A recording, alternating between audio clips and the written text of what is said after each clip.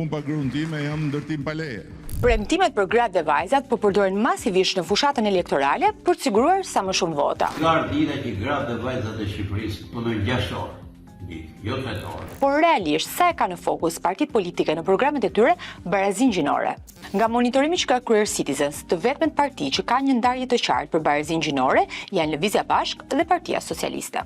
Lëvizja Bashk në kapitullin e saj për barazinë gjinore ka trajtuar problematika të ndryshme, si martesat e hershme të vajzave, aborti selektiv, por dhe shkalla e punësimit më ulët e grave në raport me burrat. Partia Socialiste, si arritje të saj, përmend zgjerimin e shërbimeve sociale, duke theksuar krijimin e një qendër kombëtare për viktimat e dhunës.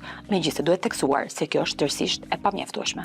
Euroatlantikët e kanë përfshirë çështjen gjinore, por të ndërthurur në kategorinë familja, gruaja, pensionet dhe ndihma sociale, ku pjesë përbërëse është edhe gruaja meriton më shumë. Partia Mundësia nuk e ka një nëndarje të tillë, por ajo i tha Citizens se duhet u dhënë të gjithëve mundësie barabartë, pa i trajtuar gratë si një kategori e veçantë. Ngjashëm edhe koalicioni Nisma Shqipëria Bëhet, i cili nuk ka një nëndarje të tillë, por i tha Citizens se gratë janë parë në kontekstin e familjes dhe se duhet ja dalin pa u viktimizuar. Ndërsa Partia Demokratike argumentoi se megjithëse në versionin online të programit mund të mos jetë shfaqur një kapitull i tillë i veçantë, programi plot i tyre i hartuar për gratë titullohet Gratë, forca e fshehur që do ta bëjë Shqipërinë madhështore, çka tregon sipas tyre një vullnet të qartë politik për ta adresuar në mënyrë të veçantë këtë çështje. Aleanca Kombëtare Shqiptare, e vetmja parti me një drejtuese grua, Eni Kocaqi, nuk e ka një seksion për barazinë gjinore, ndërsa koalicionin Tjathas për Zhvillim ende nuk e ka paraqitur programin online. Duke se edhe në këtë zgjedhje, fokusi që është dhënë barazisë gjinore është i pjesshëm dhe ne do na duhet presin Shqipërinë 2030 në Bashkimin Evropian